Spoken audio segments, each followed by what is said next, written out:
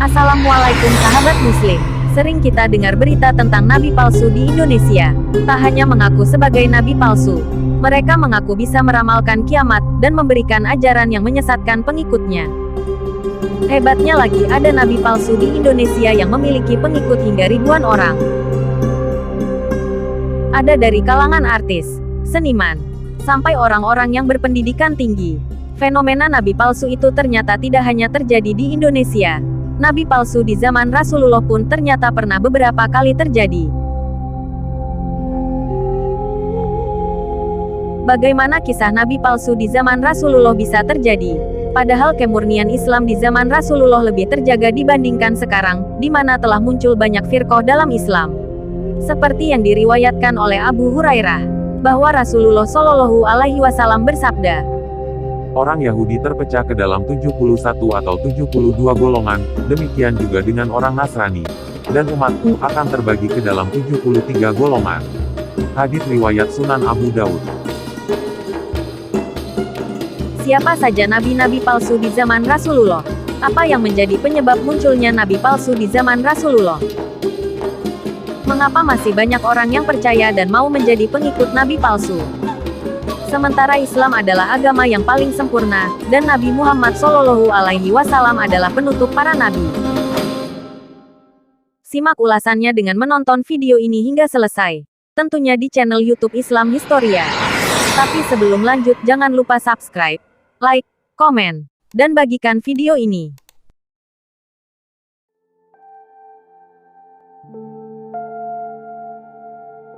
Setelah wafatnya Rasulullah Shallallahu Alaihi Wasallam, Abu Bakar As-Siddiq melanjutkan tongkat kepemimpinan Islam sebagai khalifah pertama. Tapi, meskipun terpilihnya Abu Bakar As-Siddiq sebagai khalifah secara demokratis, ternyata bukan jaminan persatuan umat Islam saat itu, stabil dan aman.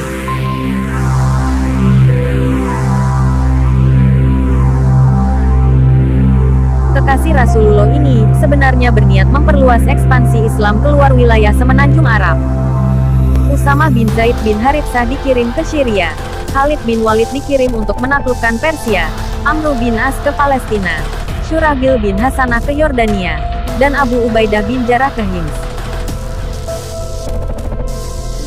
Akan tetapi niat Abu Bakar As-Siddiq memperluas kejayaan Islam justru terganggu beberapa kelompok yang ingin lepas dari Islam. Terdapat dua kelompok yang ingin lepas dari Islam. Kelompok pertama, kelompok yang beranggapan bahwa perjanjian berlaku saat Rasulullah masih hidup saja. Dengan sendirinya akan gugur setelah beliau wafat. Pajak mereka anggap sebagai upeti kepada Rasulullah. Sehingga saat Rasulullah wafat, dengan sendirinya mereka berhenti membayar pajak. Sedangkan kelompok kedua, adalah kelompok murtadin odong-odong yang menyatakan keluar dari Islam. Mereka kembali menyembah berhala. Bahkan ada murtadin odong-odong, mendeklarasikan diri sebagai nabi baru. Meskipun cukup mengganggu jalannya pemerintahan, Khalifah Abu Bakar As-Siddiq dapat mengatasi pemberontakan para murtadin tersebut. Namun kekasih Rasulullah ini, hanya diberi kesempatan Allah memimpin khalifah selama 2 tahun saja, sebelum beliau wafat. Kisah nabi palsu di zaman Rasulullah, berlanjut pada masa kepemimpinan Khulafaur Rasyidin pertama, Abu Bakar As-Siddiq. Ada beberapa nama dikenal sebagai nabi palsu di zaman Rasulullah, yang makin viral di zaman Abu Bakar As-Siddiq. Memiliki jumlah pengikut yang makin banyak. Eksistensinya makin meresahkan karena ajarannya menyesatkan umat. Nabi palsu itu antara lain Tulaihah bin Huwailid al-Asadi, Musailamah al-Kadzab, Sajah binti Al-Haris bin Suwaid, dan Al-Aswad. Al-Aswad adalah sebutan Aihalah bin Ka'ab karena kulitnya yang berwarna hitam. Ia adalah nabi palsu kambuhan di masa Khulafaur Rasyidin pertama. Semasa Rasulullah masih hidup, Al-Aswad pernah mengaku-aku sebagai nabi. Dan saat terpilihnya Abu Bakar As-Siddiq berulah kembali mengaku sebagai nabi. Dukun paranormal dari Yaman ini, dengan kemampuan sihirnya mampu mempengaruhi banyak orang dengan tipu muslihatnya. Bertempat tinggal dalam Goa Haban. Dia sebut dirinya sebagai Rahman al-Yaman. Mengaku memelihara banyak setan, yang dapat diperintahkan untuk mengalahkan musuh-musuhnya. Al-Aswad mengaku dirinya didatangi 2 malaikat, yang bernama Sahik dan Syakik, yang membawa wahyu. Kepandaiannya menjual kata-kata, menarik simpati banyak pengikutnya. Kebohongan paranormal satu ini tidak berlangsung lama.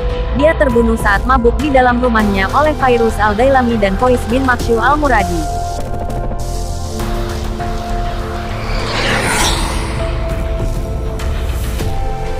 Seperti Al-Aswad Tulaihah bin Huwailid Al-Asadi, adalah nabi palsu kambuhan juga. Di masa Rasulullah masih hidup, dia pernah mengaku sebagai nabi dan mendapatkan wahyu langsung melalui malaikat Jibril. Tulaihah bin Huwailid membuat syair untuk menyaingi kalimatullah dalam Al-Quran. Demi burung dara dan burung tekukur, demi burung pemangsa yang kelaparan, yang sudah diburu sebelummu beberapa tahun, raja kita pasti mengalahkan Irak dan Syam. Dengan syair itu Tulaihah mampu membuat Bani Asyad, Bani Gatafan dan Bani Amir mendukungnya. Wahyu yang diterimanya melalui Jibril memerintahkan Tulaihah untuk memerangi pembangkang dan orang-orang sombong, serta memerintahkan salat dengan hanya berdiri tanpa sujud. Dia beralasan jika Allah tidak akan memaafkan orang-orang yang bersujud. Kesesatan Tulaihah bin Huwailid ini tidak berlangsung lama. Pasukan Khalid bin Walid berhasil menumpas golongan murtadin ini.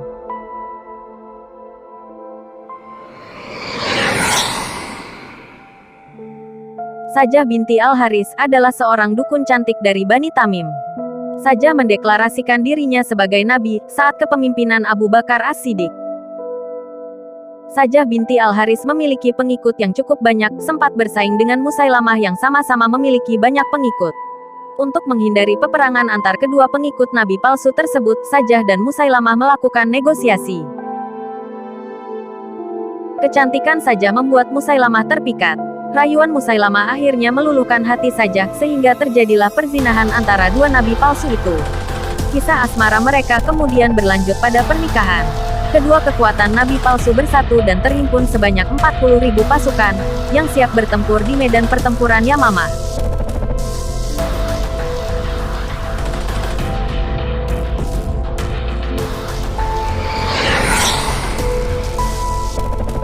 Musailamah Al-Kadzab adalah keturunan Bani Hanifah, yang menikah dengan Sajah binti Al-Haris.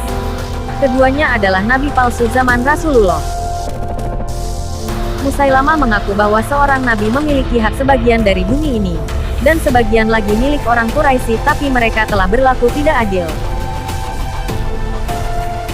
Kesesatan lain yang dilakukan oleh Musailamah adalah memerintahkan salat 3 kali dalam sehari, dengan menghilangkan salat subuh dan salat isya. Musailamah membuat syair untuk menandingi Al-Quran, yang bunyinya, "Wahai penyemai benih dan demi pemanen tanaman, dan demi penabur gandum, dan demi penggiling gandum, dan demi pembuat roti, dan demi pembuat bubur, dan demi yang menelan makanan dan minyak samin, kalian telah dilebihkan atas penduduk Wabar, dan penduduk Wabar tidak akan menandingi kalian, maka pertahankanlah kota kalian. Dan orang yang meminta maka lindungilah dia, orang yang sesat jauh maka tolonglah dia." Setelah menikah dengan Sajah binti Al-Harits, kedua kekuatan mereka bersatu hingga terhimpun 40.000 pasukan untuk melawan Abu Bakar As-Siddiq. Perlawanan mereka berhasil dikalahkan oleh pasukan Khalid bin Walid dalam perang Yamamah. 10.000 murtadin tewas dalam pertempuran itu, dan di kubu Islam 600 pasukan syahid di jalan Allah. Dari 600 pasukan yang syahid itu, sebagian besar adalah sahabat-sahabat yang hafal Al-Quran. Hal ini menyebabkan kekhawatiran Umar bin Khattab akan keberlangsungan Al-Quran. Musailamah sendiri mati terbunuh di rumahnya, dibunuh oleh Wahsy bin Harb dan Abu Dujana Samak bin Harsyah.